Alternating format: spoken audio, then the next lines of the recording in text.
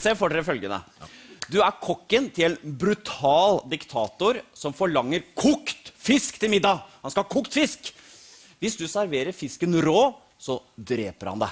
Det skal være kokt. Men problemet ditt kjøkkenet mangler mulighet til å varme opp fisken. Og diktatoren begynner å bli sulten. Du har dårlig tid. Hva gjør du? Den diktatoren kjenner jeg faktisk. Han bor hjemme hos meg og 4 år. Det ingen sjans å servere den han eller hun. Stekt fisk der i går, nei. Ikke det engang. Nei, bare kokt, ja. Men følger du, eller lærer du barna å like det som sunt, eller gir du etter som moderne foreldre ofte gjør? Begge deler. Jeg kaller de sunne tingene sånne dumme ting. I dag skal vi ha piratfisk, sier jeg. Og så det sashimi. I dag det prinsessevegetarer.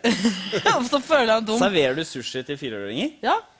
Hun elsker det. Akkurat det liker hun faktisk. Hva skal du være streng med barn din når du får barn, Tore? Skal du være nøye på at de får spise som sunt, ikke det de liker best selv? Jeg liker jo fremstå sånn nå, men så har jeg skjønt at du får bare vente og se. Det noe ganske annet når du først får dem, skjønner du? Det har jeg aldri sagt sånn. Nei, jeg har hørt at de fleste sier, du kan drømme videre, du, med den der varierte dietten din. Og ikke det du vil ha. Nei, jeg vil jo helst det. Men hva tror du det kommer til å være? Jeg skal prøve så godt jeg kan. Men ok, hva var spørsmålet? Hvordan kan dere lure diktatoren her? Hvordan kan dere... Ja, så du må lure han? Ja, det jeg ser også!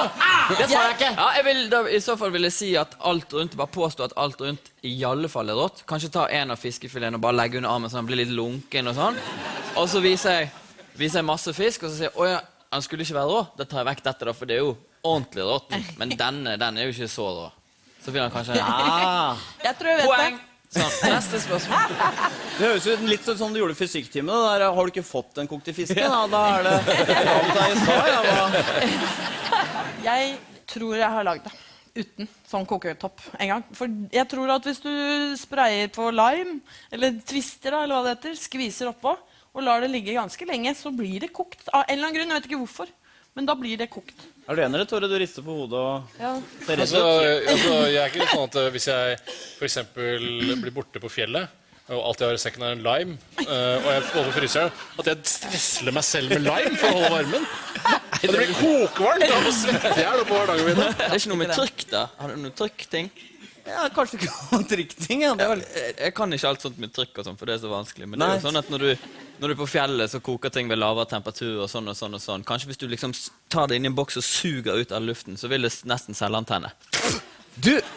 Si at jeg inne på noe, vær så snill. Ja, men alt var riktig unntatt suge ut luft. Ja, du blåser da. Ja, hvis du får et trykkhammer, så vil du jo få kokepunktet gå ned. Det har jeg ikke tenkt på, faktisk. Han har trykkhammer, men han har ikke ovn. Drømmediktator. Hvorfor tror dere at diktatoren ikke har noen ovn eller noen varmeredskaper? Han vel gått sur da. Ja, det Hitler? Kanskje han bruker ovnene på noe annet, et annet sted? Ingen som vet. Ingen som vet. Det litt slem plutselig at det nå, plutselig, men jeg bare tenker høyt. Okay.